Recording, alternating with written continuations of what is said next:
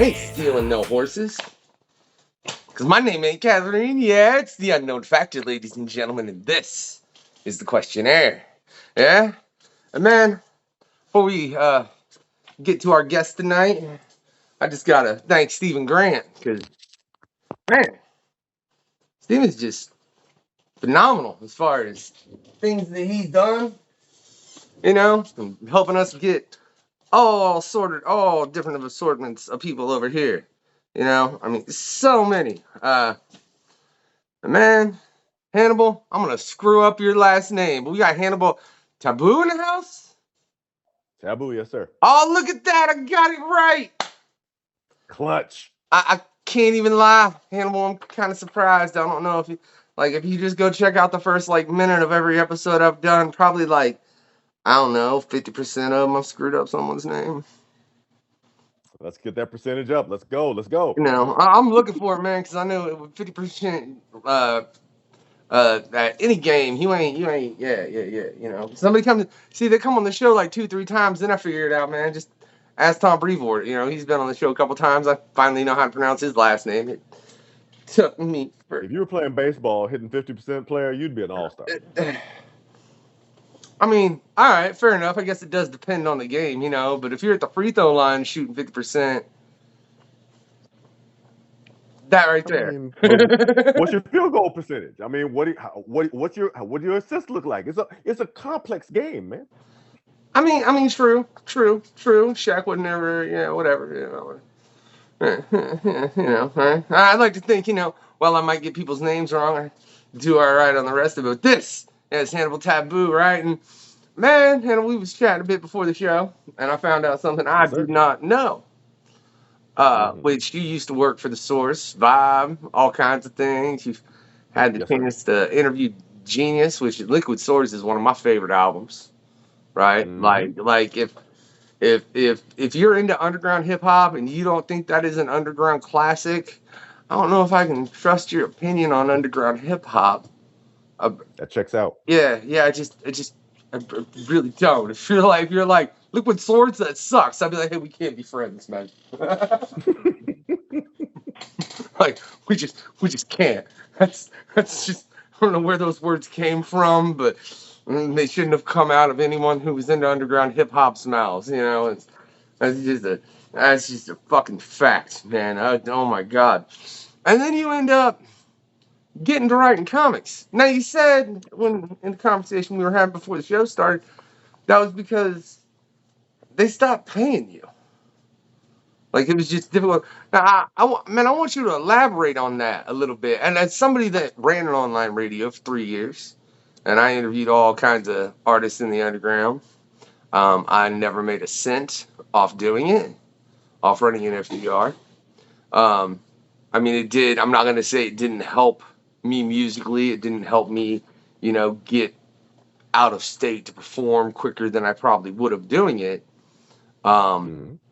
But as far as actually putting cash in my pocket, it did very much the opposite because we ran a website and all this, and I mean it was something that we did. It wasn't something that I didn't have the source behind me in any way, shape. It wasn't them asking me to write articles. It was me just doing this radio online and making it work with a collection of individuals. How did it get to the point you're writing for the source? Which you had to get paid for that, right? Oh, absolutely. Yeah. Anything that I'm good at, I try to get paid at it. So this all kind of began scrolling back, since I'm now allowed to tell the entire story. At the time, I wasn't. In '93, I started as an intern at a paper called the Los Angeles Sentinel, which is the largest Black-owned newspaper in the West. And one of my bosses there was a woman named Marcia Bray, who we are thick as thieves. We've been road dogs forever. And Marcia secretly had a role as a columnist called the Empress at Rap Pages. Marcia's best friend was a woman named Sheena Lester, who went on to work at Vibe, went on to work at XSL, and so on and so forth. And Marcia was like, yo, Sheena, you got to get my dog Hannibal in here. He's the truth. He'll be cranking out copy. He'll be doing it. And she was like, all right, let me see what he can do. She threw me 3 reviews. I turned them around probably in like 48 hours. And she was like, there's no typos. I don't have to, everything here is, get this guy in. So a position opened up. I was hired as managing editor of Rap Pages. I left a kind of a corporate style job for that, and I had a wild story-filled time at Rap Pages. I then, after I was at Rap Pages, Sheena went to XXL, and she was friends with a guy named Elliot Wilson. Elliot was at the time an editor at the Source, and Elliot says, "Hey Hannibal, I've seen some of your work. I need you to do something for me." I'm like, "What do you want me to do?" He's like, "I need you to end people's careers. I need you to send you records that I want stopped." I'm like, "Are you paying me?" He was like, "Yeah." I'm like, "Then I'm your guy." So he sent me some of the worst rap records. Mm-hmm. He literally wanted you to end rappers' careers. That was a quote, yes. And I mean, I'm not gonna lie. When you send me Tragedy Gaddafi, Tupac's least talented best friend, when you send me South Central Cartel, I was like, okay, this is fair. This is fair. These are fair hits for me. Let's roll it. Because what I get in there doing, I was like, here's the simplicity of the cadence that they're using. Here's the rhyme scheme that they're using. Here's the specific things that they're using. Here's how many times they use the same word in the same song multiple times to not enhance them. And I broke it down because that's what I freaking did. So, after a while, this turned out pretty entertaining. There's still a group called, I think they're called 3 Times Crazy, that are still very upset with me and don't want to see me come to Oakland. I've gone to Oakland several times. They haven't noticed. But I mean, yeah, it was all a gig. So after I did several of these hit jobs, which, I mean, don't get me wrong, if he had not said that to me and he sent me these records, I still would have savaged them. It didn't matter. The second I heard them, I'm like, oh yeah, this record deserves this. That's fair. But he eventually started sending me records that he didn't want to destroy, and so on and so forth. So yeah, it was a gig.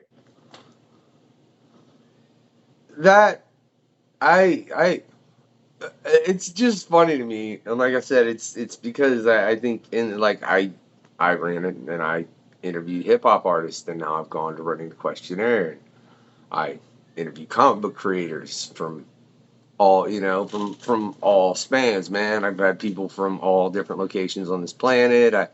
I wish if it wasn't for time zones, I'd have so many more people from the UK, but God, I hate time zones. I mean, but we've had people that have come on even like late as hell their time or early just to be on the show. And thank you to all y'all. And to see the difference, man, what was it like going from that environment of hip hop to comics?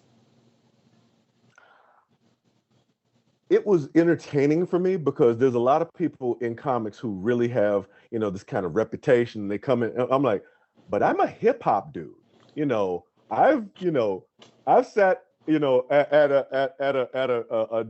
junket for Russell Simmons' the show across from Corrupt and Method Man eating lunch, and them talking about where to get weed and where can you get the right caliber of bullets and things like, So when some comic people come at me like they're hard, I'm like, really?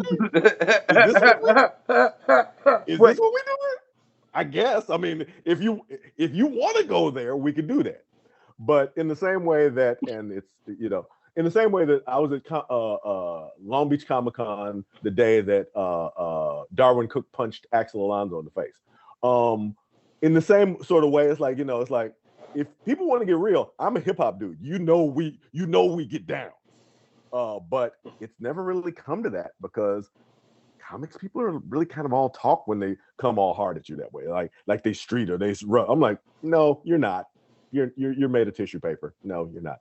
So you've had comic people though come at you like with aggression. All right, I'm going to talk around this story, but yes, I was Yeah, at Comic Con. dude, I don't want you dropping no names because I might have somebody that's been a past or future guest that you're gonna bring up. You know what I mean? And I'm not trying. I wrote a piece about the marketing of a book that I didn't like, and I thought was a bad idea. I'm saying that, and I forgot about it because I don't care.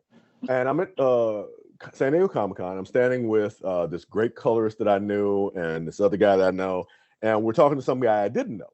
And the colorist guy says, such and such and such Hannibal. And the guy says, Hannibal, you're Hannibal Tabu? I'm like, yep. He's like, and he says what his name is. I'm like, okay. I mean, and don't get me wrong, this is like a well-paid, high-level dude, right? He's like, I ain't like what you been saying about my book, right? The colorist backs away. The other guy backs away. I'm like, first of all, I'm 6'2", okay? Second of all, I'm a hip-hop dude. Third of all, I'm from Memphis, where we used to fight with sticks. So this dude who maybe 5'6", maybe, maybe 130 pounds soaking wet. I'm like, well, look, fam, you know, we could go outside and do something if you want to do something, or you can shut up because it ain't gonna change what I wrote. It ain't gonna change what I'm gonna do. So either you talking all that jazz or you're not. And he stood down because apparently his rep was enough to get him by with a lot of these little tissue paper dudes. And I was like, no, sir, that's not how we do it in Shelby County. No, sir, that's not what we do at all. No. Mm-mm. So yeah, I've had my moments. Look, all I ask is that after this show, can I have a name? Yes. All right. I tell this story all the time. I'm All only right. not telling it because I'm being recorded. I tell the story all the time. No, that's fine. Like, I don't want to.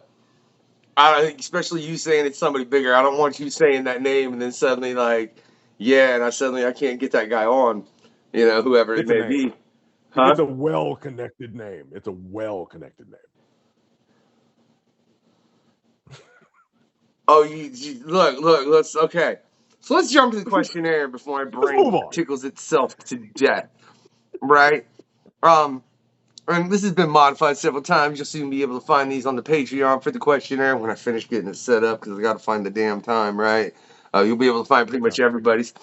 I love your answer to the magic lamp question, man. All right. I really, really do. I don't think I've ever had somebody give such a long answer to that. A lot of people either like, fuck that, I don't want it, because it always comes with some bullshit. And then some people have asked for some very positive things, like world peace and world hunger, like, good things, Why not? Yeah. Um, but you went in deep, man. Like, I love I'd wish for the ability to see the consequences of a choice before I make it, if I choose to. Mm-hmm. That kind of makes you a precog in a lot of ways, dude. You don't feel like that would make it to where you wouldn't necessarily, like, I don't know, man. I feel like that would take away part of the human experience. Okay. I don't have a problem with the human experience is pretty shabby a lot of the time in my mind. But okay, sure. I mean, I guess. I mean, fair enough. Fair enough. Yeah.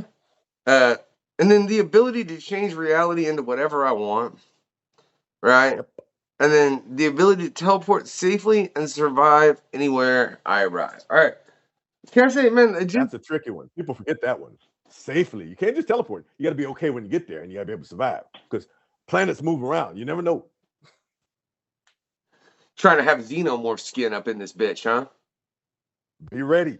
If you stay ready, you ain't got to get ready. I mean, that's true. If you want to see some crazy xenomorphs drawn on a different note, check out the last PanCon we just dropped, where you can see a My Little Pony or a version of an alien that's My Little Pony, Bugs Bunny, fucking Cat Dog from Nickelodeon. Yeah, I said that shit. I did. Come on, you can't tell me that's not clowning, man. Cat Dog is an alien. Bring it. Yeah. Come on, bring it. Oh, dude, it was phenomenal. No, you got to check out the past PanCon. I ain't edited that, Hannibal. It's like, it's a lot of fucking editing going on over here. You know what I mean? Not to do. I get it. I totally get it. But I just, dude, I really think, like, you went very interesting with those questions.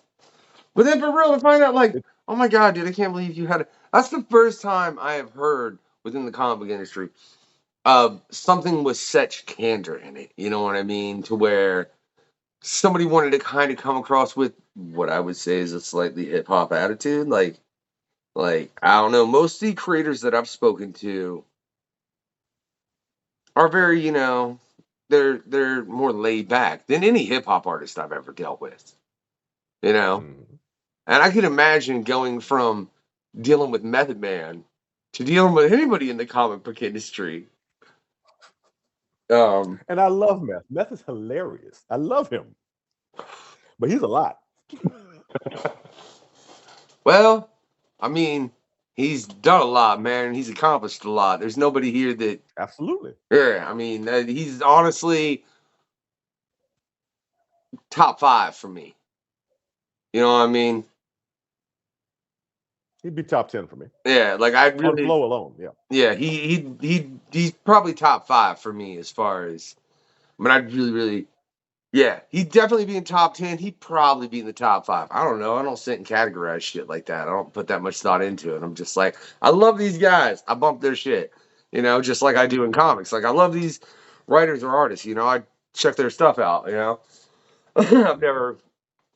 don't try to put numbers on it like that. I don't know. There's something about that that's just very terrible to me. But man, I really, really dug what you did with war crimes, right? War crimes, right?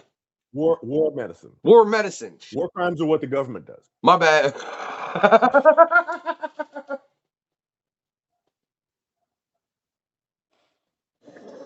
I never know.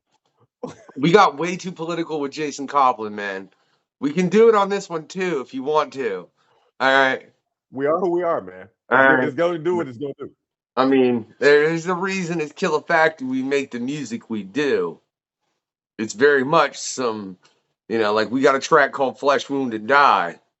And it's purely about the medical system leaving people with flesh wounds to die. It's not about rough. Yeah, it's not about any kind of go do hardcore shit. It's about, hey, you want to know what the medical system will do to you?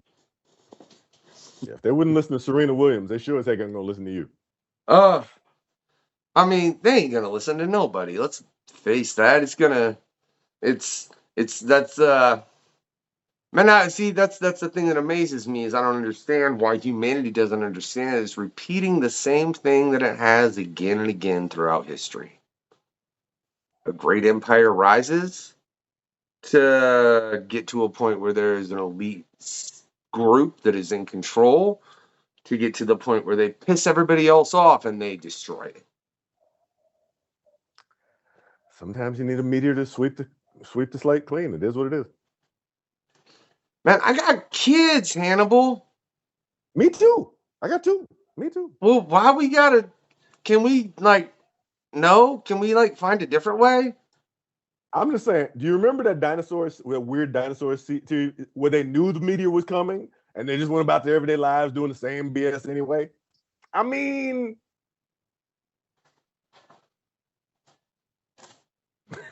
back to war medicine. All right. Yes, sir. Because this is getting depressing. Damn it. Really is, Hannibal. Jesus. Went from hip hop to a funny comic book story to politics, and now my head hurts. You're making me want to do what I did before we started the show again. War medicine, you said. Let me just finish this. Let me get some war medicine real quick. Hey, happens. Oh shit. I'm curious though, man. In war medicine, what made you go about with the story that you did? Because it's very intriguing. It's very intriguing in the fact of, and I don't want to spoil too much because I do want people to go check this out. There's links in in the description to where you can go check out all of Hannibal's work. But I think it was very intriguing the way you lace this story as far as, okay, I don't know how to say this without it being a really big spoiler. And I don't want to give any because I do think this is definitely a story that people should go check out for themselves.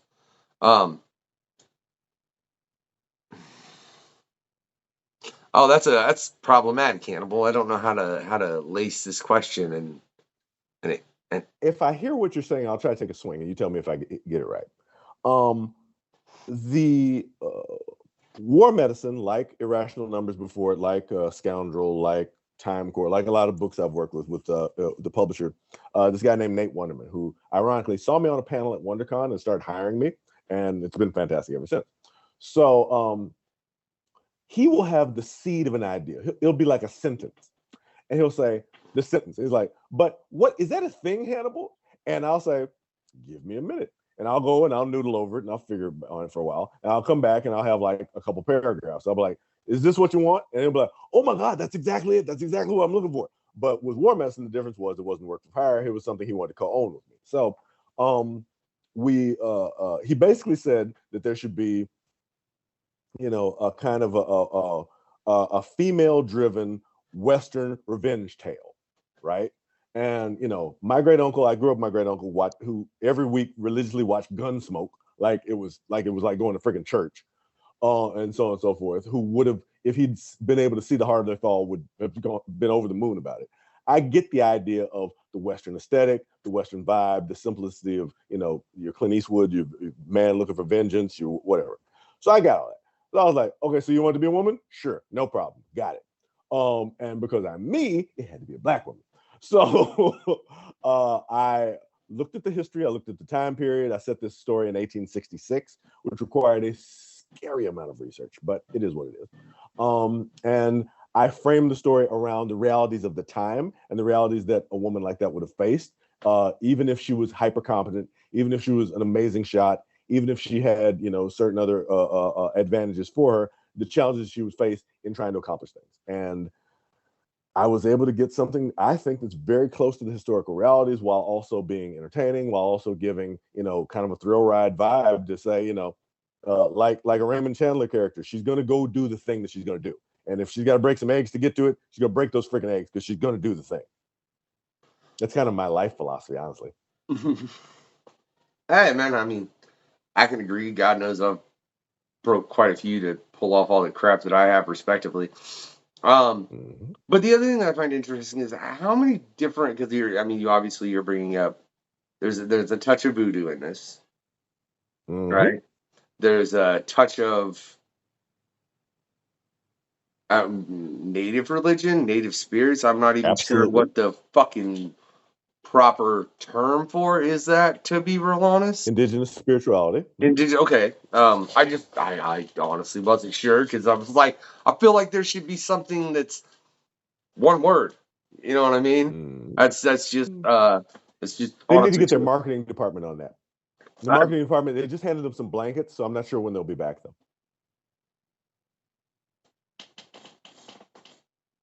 Too soon? Is that too soon? I never know. Oh God, damn, Hannibal! I'm loving this interview so far. I can't even tell you, dude, some of the things you're bringing out just make me. You're killing me, man. Just with the raw truth of it.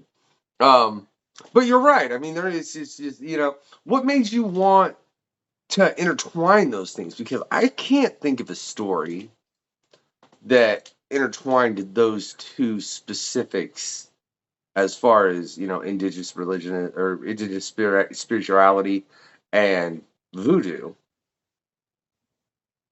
Even though if you look at them, I feel like there's things that are very much in common because they do definitely. It's like the Western African mythology, which I need to look more into. Y'all need to go watch Greg's interview. Greg Alisi. Greg, if I'm mispronouncing your last name, I apologize. He wrote Were Spider. Yep. Oh, you know him? Oh yeah, I know him real well. Oh, really? Yeah, I love that story, man, and I love how he lays that. And because literally, I'm sitting there talking to him, and I'm like, I feel like you've included in mythology the Mayas as someone that loves mythology. Like, I know a good deal about voodoo. You know what I mean? I know a bit about indigenous spirituality, not as much as I would like to, but the Western African mythology, I was like, what, huh? And it was just interesting to see it brought out like that. But what made you want to combine those two specifically? Well, one thing that when I was in college, I was able to start practicing essentially a type of spirituality based on what was done in ancient Egypt. But from that, I then met with people who practice ancient Ethiopian spiritual paths, people who practice Ifa from Nigeria, people who practice voodoo, people who practice Santeria, who have And the one thing that I started to notice, I'm like, these are the same characters. These are the same characters with different names. I'm a comic book dude. I can tell what a freaking variant is. I get that. You know, Method Man is Johnny Blaze, is the Ghost. I'm like, yeah, I get this. You're just doing different characters. Fine. I get that. That's fine. So when I saw this and I looked at the specifics of the time period, setting it in 1966, looking at the challenges the people of color were facing across, the Western Hemisphere in this regard, these sorts of crab in the barrel sort of conflicts seemed unfortunately very plausible to happen, very, very likely to happen. Especially after I was able to, I traveled to Western Africa. I visited Nigeria and Ghana, and I was able to see both the good and the bad of the elements of the connections, the similarities and challenges faced by those different populations. So all this is rolling around in my head on a pretty much everyday basis. And when he says, the sentence he was like, female-led vengeance Western. I was like, all right, 1866, post-war, sure, blah, blah, blah. That'd mean this, okay, past Juneteenth. So my brain starts ticking the logical steps to go through.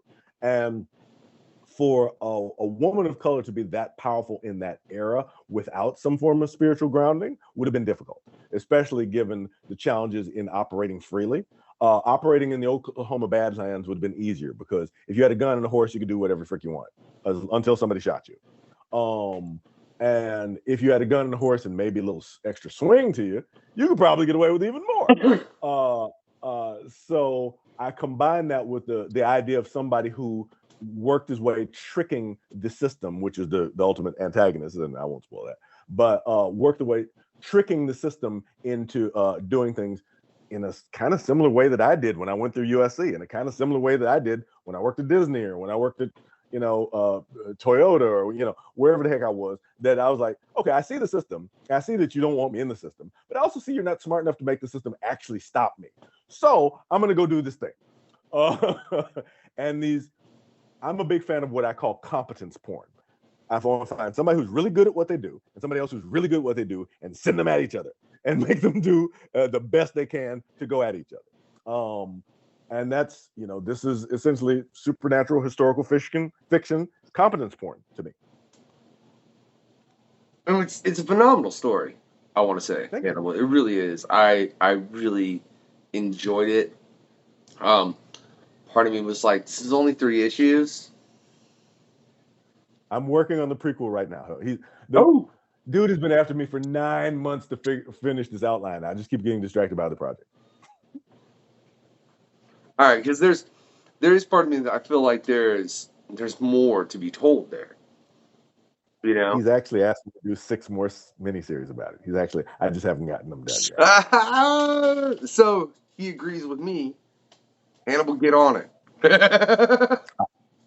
That's when I'm not doing something else, I will do that. Yeah, it's one of my big priorities in my Scrivener. I'm going to be working on. Yeah, and like I said, everybody out there, like I think War Menace is something you should definitely check out. It gets and you brought up the similarities, man. And when I was talking to Greg, I made it because I was talking about the whole West African mythology and like how part of me was like, dude, I wish, like, cause, you're taught Greek mythology in school. This is a conversation that him and I had, and this and that. Mm-hmm. And I feel like it was part that was left out, and I feel like most of the mythologies and things that you're taught in school are bringing up, especially as European or white, they're do this or I'll spank you, right? By design. Mm-hmm. And they all have. It's funny you bring up the point of similarities because if you look at most religions that stem from European basis, which regardless of where you're talking about within there, there's always a fucking tree. You ever notice that? I do. Okay. I just think that's really funny. And I mean, I get it as far as, that's roots and trees and oxygen and life. And I mean, there's a lot metaphorically there that you can work with. But I feel like there's a lot that's left out. And like just reading Were Spider, and God, I'm sorry, Greg, I haven't done. You didn't send me the links you were supposed to, Greg. I hope you check out this interview. And they're like, oh shit, he did tell me to send me links. Yeah, I did, Greg. He was supposed to send me links, so I wasn't fucking just blindly going around the internet, fucking looking at shit and getting stupid ass information I shouldn't have. Oops. God knows the internet's convoluted, and you could probably find you can find twisted versions of anything on the internet. That's just how it is, and I wanted to actually be able to look at it and research and know the truth of it, because looking into that, I felt that there was a deeper connection, and it wasn't about I'm going to spank you. And you can say the same thing with voodoo, and as well as indigenous spiritualism, that it's not about I'm going to spank you. It's about there are things, there are things that we're not aware of, and you don't have to necessarily fully comprehend them, but you should at least be aware of them in part. But it doesn't mean that there's not going to be a mystery and a surprise within them. And I think that always, like, I get that. I get that way more than I get fucking here's Allah or here's Yahweh and fucking they made everything and blah blah blah blah blah blah blah and do what they say, you're gonna get spanked. Like, there's this part of me that looks at that and I'm like, that's kind of fucked up. Plus, I'm sorry, God in the Bible is an asshole. I mean, we are who we are, but it's interesting because one of the things that I, in my comparative research, learned, because I mean, of course, I spent a summer in the libraries of Memphis reading Greek and Norse myth and so on and so forth. So I had the big encyclopedia of myth, which was almost all European, and I get it. But there's a difference in perspective, in the same way that people characterize a lot of what's called Western thought as either or. It has to be binary. It can only be one or the other. Whereas what they characterize as Eastern thought is both and, that it's inclusive of all those concepts. The same in Dungeons and Dragons, they talk about which I've got to spend a lot of time over the last few years. They talk about evocation magic, which is where you essentially try to, let me read this here because I had to call it up. You focus on elements of magic that create powerful effects. Whereas Eastern thought, be it Shinto Buddhism, be it what's done in most African societies, be it what's done in most, indigenous societies around the world, is invocational. The idea is not to call on something outside of yourself, it's to become the thing, to manifest that through yourself. That, the Catholics kind of wiggle with it with the saints a little bit, how they call on the saints, but even still, they put that as something outside of themselves, not as something inclusive there. And in reading through this and seeing, I'm like, oh, well, this is all basically the same gag. Okay, I get that. That's fine. And that dichotomy and that misunderstanding, when you're creating essentially a framework to educate people, and you do want to educate people to do X and not do Y, X being be members of the society, and Y not being, storm the Bastille and overthrow everything. You want to give them an intellectual framework that fits what you want them to do. Do the thing or be punished. Do the thing or be punished, or else Zeus is going to come down and sleep with your wife, or whatever you think. And you try to follow the rules. You try to go on with. I'm saying Zeus was trying to clap cheeks all day. That's literally his only thing that he was trying to do. Thunderclaps, those were cheeks clapping. That's what I'm saying. But anyway, and those are the myths that, and Odin wasn't no better. Don't lie like Odin wasn't no better. I'm not. Hercules and Thor are basically the same dude. I'm gonna go sleep with somebody else, and this is gonna be they're basically the same dude. It's just one got a prop and better marketing. So yeah, so all these things are not accidental. These are all things by design that are created to create a certain intellectual paradigm. In the same way that Raskast said, the diameter of your knowledge is the circumference of your activity. The words I use can only frame the thoughts that I can create because I don't have other words. I don't have the multiplicity of meanings that you would find in Men in a Chair or in Kiswahili to communicate ideas in different ways. I can only form the English ideas that I have because that's the language I got. Same thing with the myths that frame and shape our cultural paradigm. You got so deep on so many things, and I think people really, really need to pay attention to everything you just said. But there's this part. Did you just say because he had a prop and better marketing? I'm just saying, I've worked in marketing well enough to learn that it's not about how good something is. It's about how well smart people. For example, you just drank a Pepsi. You're not drinking Pepsi because Pepsi's the most amazing cola in the world, because they're all kind of the same. You're drinking a Pepsi because Pepsi and Coke dominated the freaking market. And that's why you can't get to RC Cola. That's why you can't get to Shasta or whoever the heck else, because they dominated the market. And there's certain market realities that created the possibility for them. That has nothing to do with quality. That has nothing to do with meritocracy. It's everything to do with access and everything to do with spending. But honestly, I'm not a big fan of RC, or I would drink it because it's cheaper, but I've never found a good cherry RC. I don't know. You know, like I drink Fago if it didn't fuck my stomach up. I don't know why it does, Yeah. but like for real, like I drink Fago and it just like it kills my stomach. I can't tell you why. You know, I have no idea. There's reasons, but like I said, we're probably going down the rabbit hole in this regard. I like rabbit holes, man. What? I mean, okay, if you want a rabbit hole, then technically if let's say Pepsi, for example, Pepsi conditions your system because you're used to drinking Pepsi. So if you drink something with a different chemical consistency, your body will be like, the heck is this? This isn't the thing I'm always drinking. This isn't my thing. I don't like new things because we're very habit-based, we're very ritualistic creatures, both chemically and behaviorally.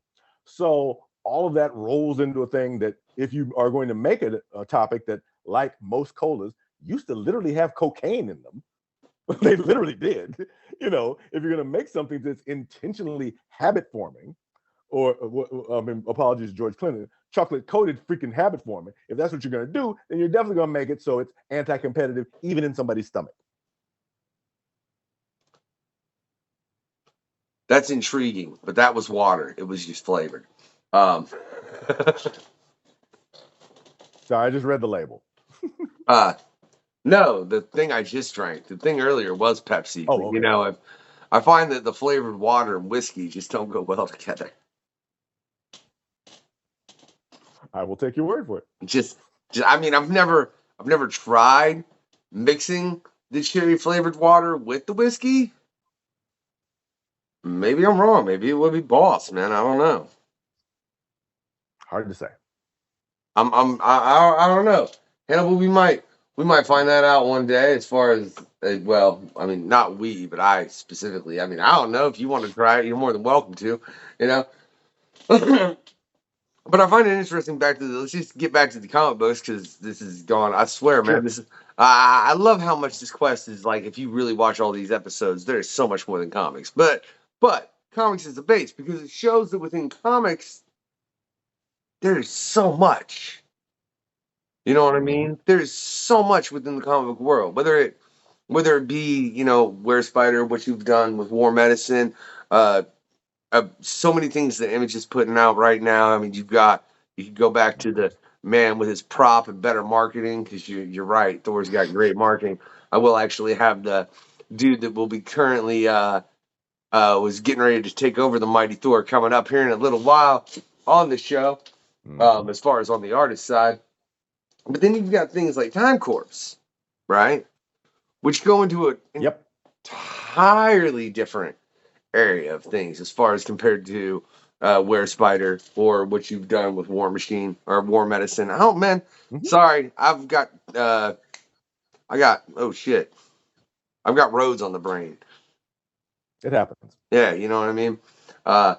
I'm waiting for Secret Invasion, man. I can't lie. I'm really hoping they do it well. I know it's gonna be wild. I'm hoping they do it right, man. I'm just so hoping they do it justice. But yeah, the Time Corps, man. I assume in writing those two, that has to be an entirely different process. It is. It is. Time Core requires a greater deal of outlining, whereas a Western is generally fairly simple. Hi, I've got a gun and I'm mad at somebody, and sooner or later I'm going to shoot them with it. It's pretty straightforward.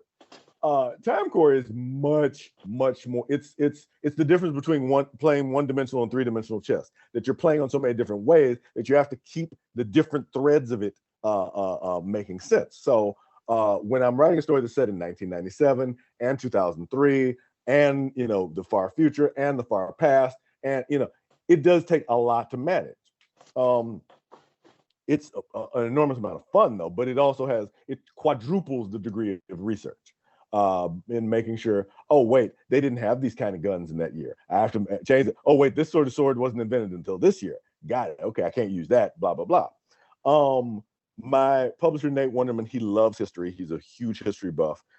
Growing up in Europe, he was able to get a much richer and broader historical education than I got in Memphis, at least, than most people I knew got. And he has asked for me to incorporate a lot of that into the work, which I'm happy to do because it's rattling around in my head half the time. So yeah, Time Core. I first focused on the idea that, because he had established the book before I came on, and I was like, what the book needs is antagonists, because the good heroes are defined by their enemies. And I created enemies that, kind of had a point when you kind of look at it. One guy's he's in love with somebody and he wants to do whatever it takes to get her back. Sure. And another one is, ironically, somebody who's really trapped in a world of enormous boredom with enormous creativity that they're not able to express. And as Langston said, what happens to a dream deferred? Sometimes it explodes, and that's fair. So these two people unleash their frustrations on all of space-time, kind of, and it becomes a big, big deal. They have to call in more characters to clean it up. We bring in Genghis Khan's brother. We bring in Nat Turner's wife. We bring, it's like, and it becomes this big thing that elevates the concept beyond just the simplicity. Anachronism of the week pops up. We're going to pop it back into time. There's some laughs. Yeah. Which is a great establishment, but it wasn't where I wanted to go as a writer. And that's where I kind of took the book in my 12-issue run, which is still going. And yeah, it's Time Core is so much fun. And also the artist, Neil, he loves Easter eggs more than anybody I've seen since Gene Ha. He's like, I'm going to put Dr. Fate's helmet right here. I'm going to put the cosmic key right here. And I'm like, Neil, you can't do this. He's like, who's going to stop me? I'm like, you're right. Who is going to stop me?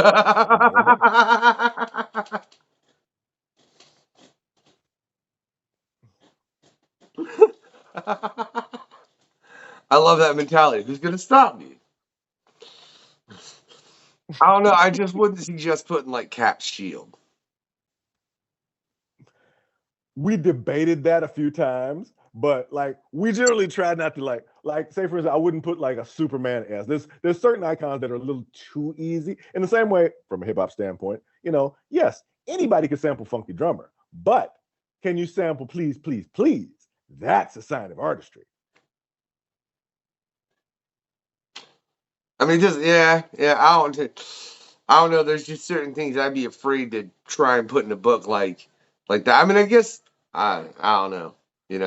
Especially on the side of Marvel. I think more than anything, because especially if you drew from someone that had been big. Like I don't know, you could probably get away with Iron Man's helmet. Yes. But Cap's shield, I think they're gonna sue the shit out of you.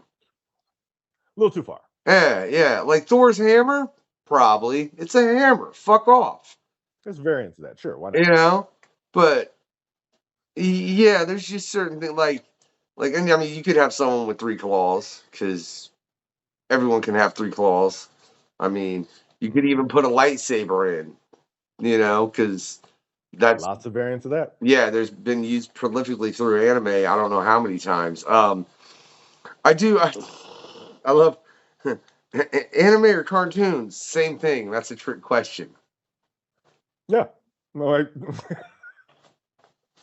that's not even a thing. Yeah, no one's ever said that. Again, I see similarities much more than I see the things that bind us together. To me, are much more important than the things that separate us. So I see those commonalities all over the place. I'm like, oh right, this is the same thing. Fantastic. I don't see that as a problem. How do you think we get everyone to do that? I've been thinking about electroshock therapy. I've been hoping to use that, but apparently that's some brand of illegal or something. So I'm still researching. I don't think we can electroshock therapy everyone on that make America great shit again, bro. It would take a lot of electroshocks. Like I don't think you would need a fucking nuclear reactor to even power that amount. You know what I mean? They've got nuclear reactors. I mean, I don't lack commitment, if that's the question.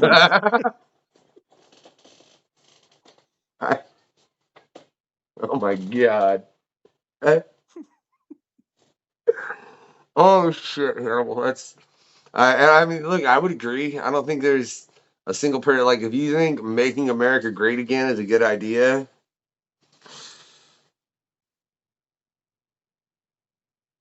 They are who they are. Jesus Christ, man. Yeah, I gotta say though, man, your favorite films, a tie between Malcolm And it's X tough. and Empire Strikes Back. Yes, sir. That's a very interesting tie from two films I would say are very, very different. True. But at the same time, there are certain things within them as far as trying to fight a great bullshit, you know what I mean, that are very similar. You know, one just lacks, fucking guns that shoot lasers and lightsabers. Like, which, imagine if Malcolm X had a lightsaber. Imagine Malcolm X with telekinesis. Yeah. But for me, No, for me, man. If you're gonna do that, just make him telepathic. That'd be way more interesting. I find I find telekinesis more practical, but I do see the enjoyment of telepathy. I just I've spent enough time rooting around in people's consciousnesses in terms of actually talking to them. So getting into their heads normally seems more than I would want to do. But that notwithstanding, in both Malcolm X and in Empire Strikes Back, an idealistic, powerful person comes along who believes very strongly in an older figure that then seems to have feet of clay and misled them in certain ways that they had to find a new truth outside of that. Okay, sure. Again, I see similarities. I mean, no, yeah, I can really see, and it's funny because I don't think anybody would ever look at those two films and be like, they're similar. Yeah, actually they are. They're very similar. The root concept of them. I don't know that I would have ever thought that unless I seen them side by side, but I seen them side by side and I was like, oh, that makes sense. That's kind of a thing. Like it really does. Um, but man, like, why specifically Empire? Like, why not Return? It makes me curious. Okay, first of all, I love Return. Return is infinitely quotable. It's superbly enjoyable. The Ewoks are ruthless, people-eating savages. And this kind of cutesy marketing that's wrapped around. Again, coming back to marketing, I'm like, well, hang on a second. They had a dress in Leia's size because they ate somebody that was Leia's size. Let's not cover over the details here. Let's keep it 1,000 here. The Ewoks they're terrifying. And I saw that very early. I saw that very, very, very, very early. So oh shit, man. George, exactly. George wanted to use Wookiees, but people were like, Wookiees aren't cute enough. We need to get something to sell some freaking action figures here, pal. He's like, all right, I'll give you something cute, but I'm not going to change the actual story. So, I love it, but the thematic elements, first of Lawrence Kasdan's directing, who is George's film teacher at USC, and just it's a thematic masterpiece in terms of the way that there's so many moments, quotable moments, iconic moments that just stand out, that are just emotional, like they just trick. And when you get to, I think the three climaxes, because there are multiple climaxes, the three climaxes of Empire Strikes Back, which are, I love you, I know. No, Luke, I am your father. And Ben, why didn't you tell me? These three great emotional boom, boom, boom moments back to back to back. It's like, oh my God, what is this movie doing? Oh my God, and so much though that it not only influenced generations, because generations of filmmakers have been trying to find their Luke, I am your father moment. It influenced generations of people, but it's wait, still something that we talk about with such real passionate quick, I respect. got to interrupt you, Hannibal. Hmm? Because you know, apparently that line isn't the line, right? No, I am your father. Yeah, that's the actual line. But people are so used to the way they say it, it is what it is. It's So kind of you like don't, so the you don't fact that believe in the they Mandela literally when effect they in that mean regard? figuratively. I know the actual line, but shorthanding to the civilians, I normally just go with whatever they understand because it's faster and I don't have time to correct everybody. So you don't believe in the Mandela effect? Oh no, I've seen it. I remember. I remember the first time I was like, wait a minute, no, Sinbad was in that movie. I totally get that idea of that. But I get it. I just try to, once I recognize it, I'm like, yeah, I'll play along with those who I need to play along with, and I know the truth. Holy shit! I love that you took that to yeah. Sinbad was in that movie, and that's all I'm saying. That's all I'm saying. I love because for real, he was. You're right. But maybe not in this parallel universe. Maybe for one of your variants. Are you sure it's not when they set off that collider and like they fuck some shit up trying to recreate the start of the universe? In the immortal words of the meme, why not both? Fair enough, man. I mean, I'm a firm believer in the multiverse theory as far as there probably are universes stacked upon universes, right? But in the note of that, Mm-hmm. I will say you gave. I don't know if I've ever had Malcolm X. I'd have to look back through all the questionnaires. I'll be real honest. I think maybe once. I don't know. There have been like 50 fucking plus questionnaires at this point. I don't remember all the answers. There's a lot of Fair. fucking questions, right? That's why there's footage. Mm-hmm. Yeah, but well, and I mean, like I said, there's going to be a Patreon coming up soon. You'll be able to check out everybody's questionnaires as far as to see specifically what I'm getting into, and some of the stuff that's never gotten into as far as the questions that they answer. Um, Mm-hmm. but Empire has, I know for a fact, has been answered several times. Um, but then we go to your favorite film or TV show based on a comic. When you say Watchmen, do you mean the show or the movie? I do. I do mean the show specifically. Well, Okay. and it's difficult for me because I love the Watchmen graphic novel, but the squid that unifies humanity, it's a little ridiculous. And the film actually makes that make more sense in making Dr. Manhattan the actual villain. So I was surprised, like, oh, that actually is a better idea. But the show of Watchmen with the work that Yaya and Regina did there, and just and Gene Smart, holy crap, and just the work that was done with that show and the scope of it, that it was so good and so well done and did so many things right and brought back the Tulsa massacre into consciousness in a way that people were like, oh my God, you grew up in the South, the Tulsa massacre is the boogeyman that they tell you about white people. It's not new. So it was like, oh, y'all are just learning about this. That's interesting. Okay, good for you. Yay. So yeah, I really appreciate the work of that series. And when they were like pushing, oh, we got to have season 2. Nope. This is all the story there is.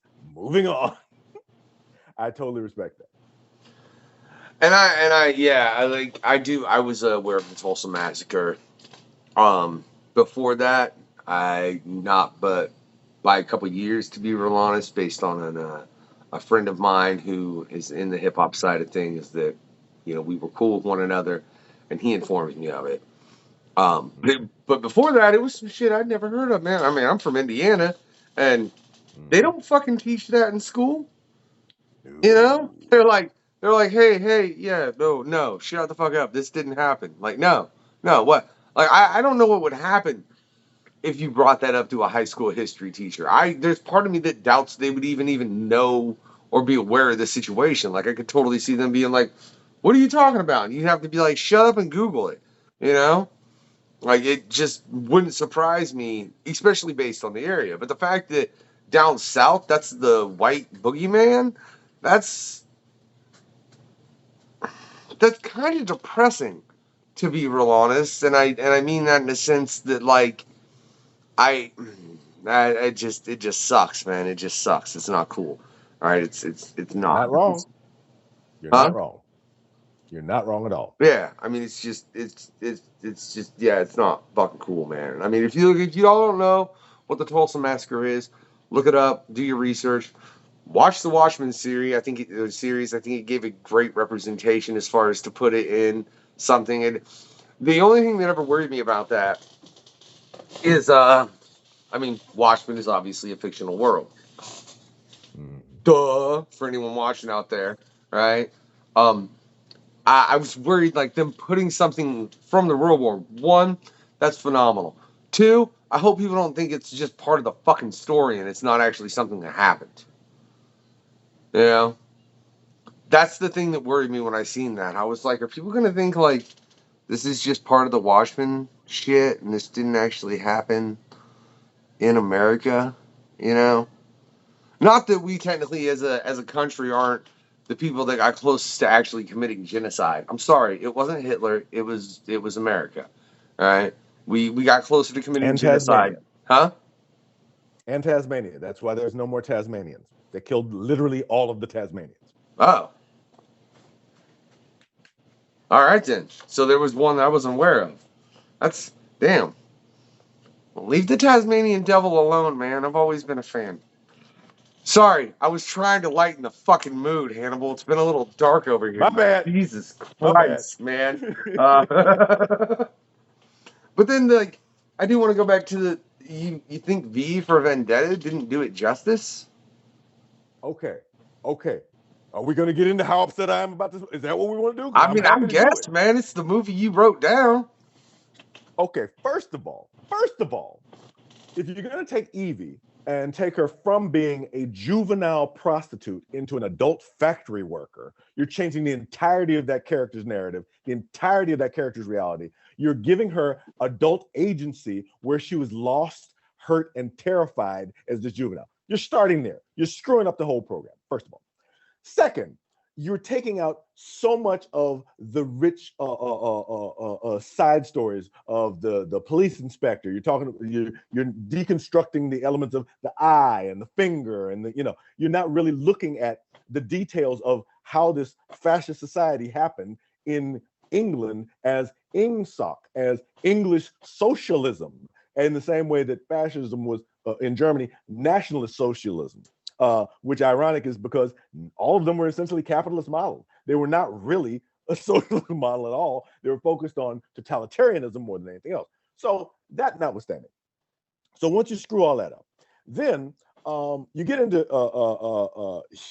you get into the performance of V himself, who goes from this kind of mysterious, like from the outside, it looks like, oh my God, this guy can teleport, this guy can do anything, he can do all, and when really he's just smart and he just paid attention and read a bunch of stuff, to actually taking away a lot of those edges, taking away the research and the underground and the connections to, oh, this actually happened in English history, so so on and so forth. And you just it's kind of like a cursory, in the same way, it's a cursory experience. It's kind of like in the same way that I say in Star Wars, the First Order is the cosplay empire.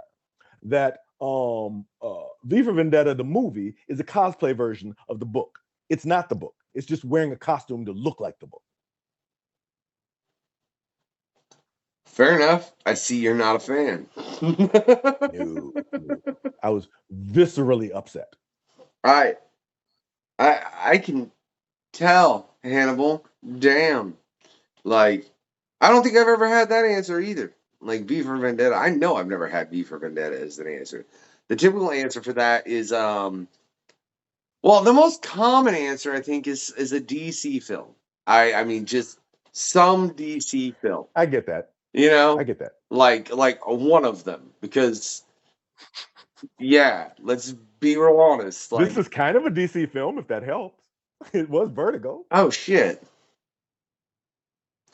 Okay, you kept with the status quo, Hannibal. My bad. You named a DC film. I'm here to help.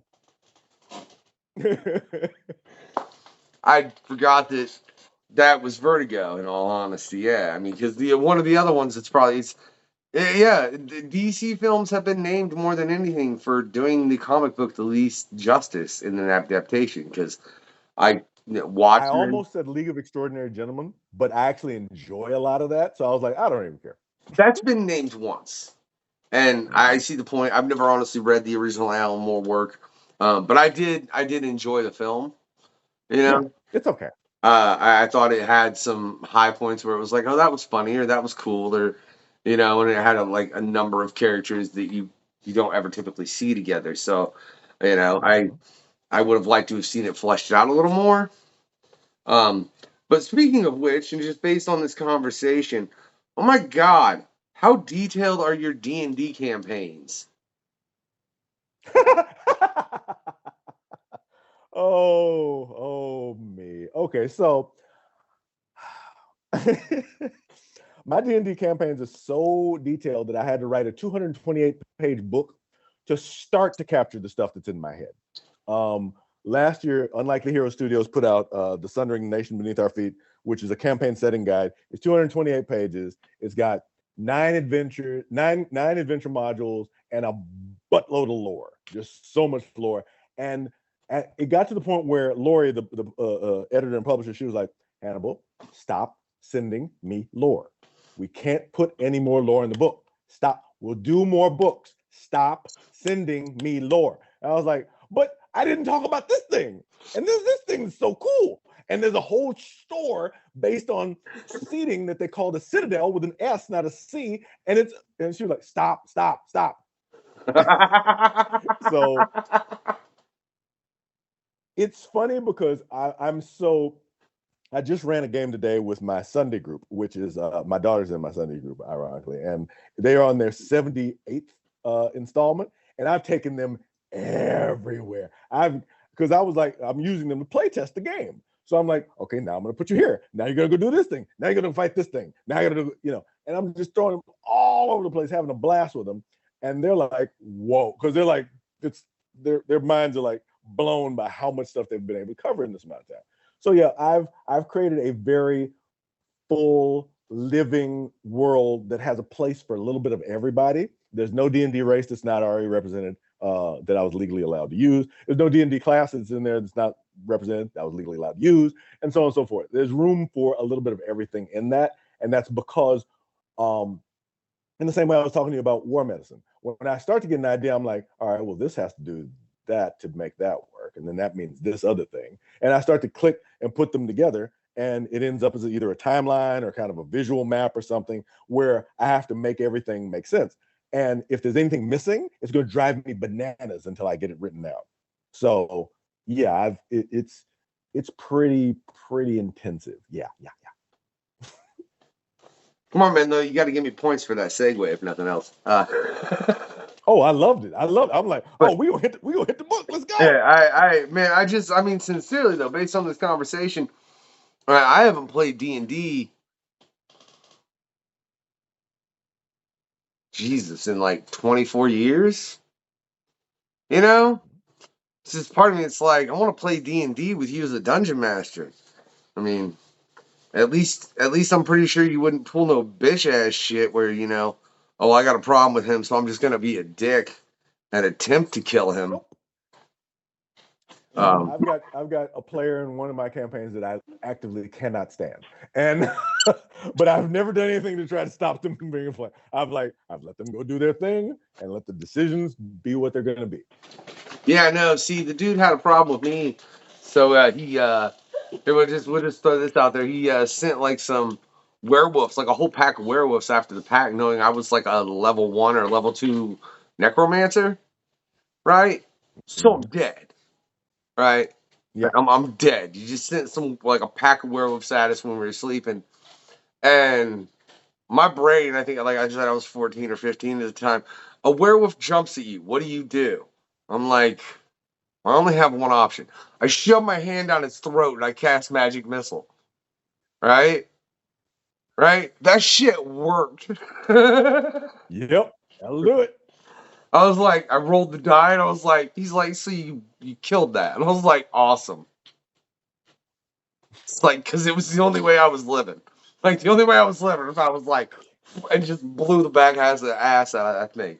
Otherwise, I was, Oh, reliable. yeah, I was dead, man. It was pretty. I was pretty impressed over the fact that worked.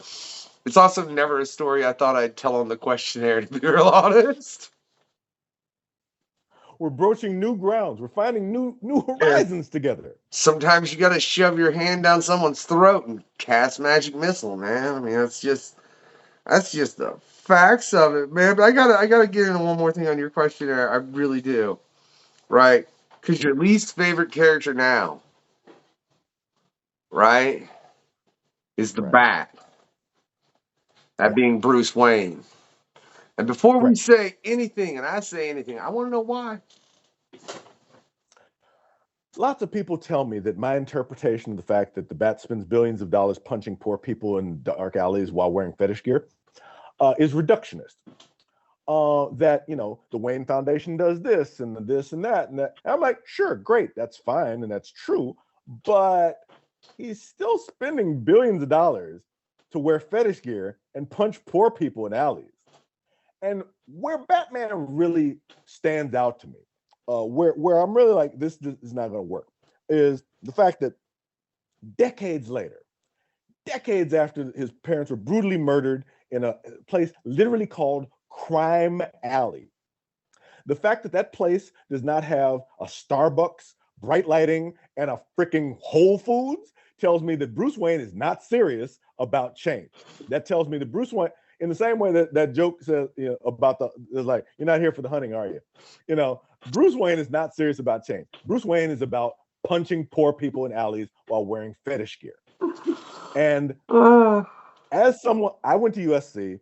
I've been around people with scary amounts of money. They're dangerous, disturbing, frightening people.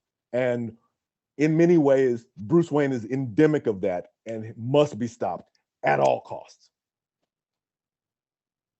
It's funny because I know oh god, I can't remember on what quest we were having this conversation. And apparently it's a conversation on Twitter that happens regularly within the comic book community.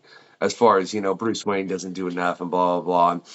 I agree with you, Hannibal. Like, really, there should, like, Crime Alley should be very, very nice and well lit, and a Whole Foods. We need a Gymboree. We need a Gymboree in Crime Alley. Yeah, like it should, and again, it shows the point of he's not serious. He wants to run around, and I love that you call it fetish gear. I'd never quite heard it put like that. And yeah, punch poor people in the face, man. I mean, it's and people will make the debate. Like, I think I even had a friend of mine send me a quote. It's like Black Mass sent a bunch of people to his place. And he was like, and Bruce Wayne's standing, or Batman's standing there, and Bruce Wayne pops up on the screen all of a sudden. He's like, look, if you all just leave, I'll give you all of this. Leave Batman alone. I'm like, well, firstly, you totally just put a random dude in danger. Because what if all those people that work for Black Mask were like, fuck you, Bruce. That guy's not trained like you, right? And that guy's gonna get beat Yep. to death, right? True. Right? Secondly, why didn't you do that already? If there was universal basic income in Gotham, there'd be a lot less crime. And literally, Bruce could do that with the one bat plane. Or Batmobile, or Batboat, Yeah. or Bat Dick swanging, or like whatever you. A year's supply of bat shark repellent would do it. Mm-hmm. Yeah. Oh shit, bro! Great, great, great, great fucking callback. I love it. Like, that was. Oh my god. And like, you brought up the shark repellent. That was, oh my god, dude. I don't even know where to go from the shark repellent. I really don't. I know there are a bunch of links in the description, and you definitely need to check out what Hannibal has done. Right? It is like, from War Medicine to Time Corpse to his Dungeon and Dragons campaign, that you probably really need to have some spare time to be able to play. Right? I ain't gonna lie. Hannibal, I probably don't have that kind of time. I ain't gonna lie, because I gotta, like, yeah. Everything. If somebody's a dungeon master, I give them everything in the book to start. If they want to go deep, then I'm gonna have to write some more books. But I try not. I try to listen to what Stan said. Every book is somebody's first book. So when you walk up to the book, you should be able to open it up and say, "It's got everything I need right here. Let's go." And if I don't, then I'm not doing it the right way. So let's ask, man, before we cut this off, I want to know, Hannibal, you got all that out. What you got in the works that's coming up? Well, as I mentioned, see, wait, let me think of what I'm allowed to say. My brain, because I live in the future, I only work in the present. So let me think. What am I allowed to say that's coming up? I think I'm allowed to say I'm filming a live action version of one of my stories called False Flag. It's going to be directed by Ryan Thomas Riddle, who's a creative partner that I've been working with. It's going to be done with a company called Zoom Catchers. We've already cast Damien Poitier as a character called Black Fury. We've cast Kevin Grievous as a character called Pride. We've cast there's a few more. Heidi Cox, who you may know from Geekscape. She's also cast as a role called Wrecking Ball. And it's basically the idea of what if G.I. Joe was like professional wrestling and that it's all just a show, but real people get hurt. So yeah, and that's we're in the process. I got one last role to cast, one thing I got to cast, and I'll be ready to go with that one. So yeah. What if G.I. Joe was like professional wrestling, but real people got hurt? Yes. I don't know what the hell to say to that, except I got Andy coming up that writes Mother Trucker, which is on some whole other wrestling tip. Have you ever heard of Mother Trucker? I have. All right, I got Andy coming up here shortly, and you know, if you like trucks and tits, check out Mother Trucker too. You know, hey, that's an a hard honest combination pitch. to beat. Yeah, you know, like what more do you say about Mother Trucker? Well, let me correct myself. If you like trucks, tits, and wrestling, you should definitely check out Mother Trucker. Right? I mean, that's factual. You know, I'm not so much a fan That's of marketing. trucks. Yeah, but I like tits and wrestling, so I'm down. You know. Yeah. Amazing. Oh, Hannibal, it has been a pleasure, man. Like I said, make sure for y'all out there, check the links in the descriptions.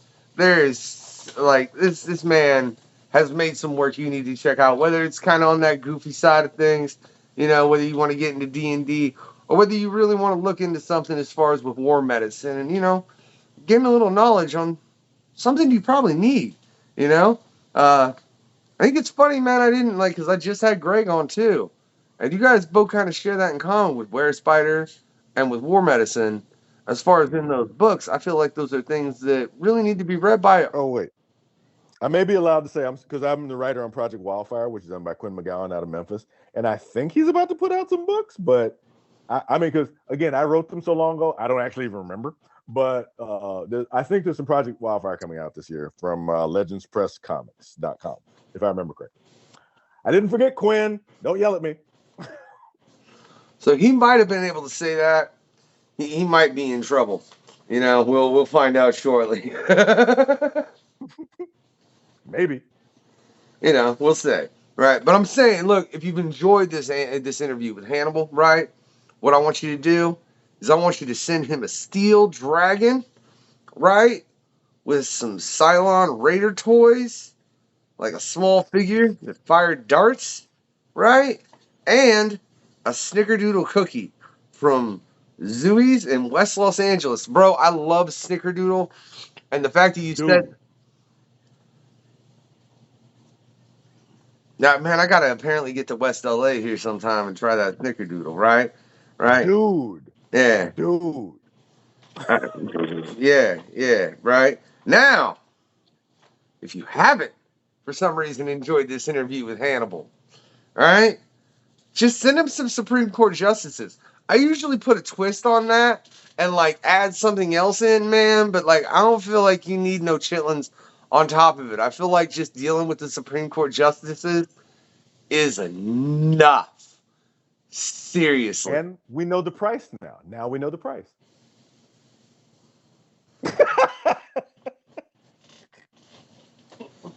Ladies and gentlemen, like I said, click all the links in the description. Like, subscribe, do all that goodness. We've got a bunch more quests coming up with all kinds of great comic book creators. Every creator I've had on here has been a pleasure. I'm going to find out who pissed Hannibal off, right? So give it that thumbs up and have a good night, y'all. America.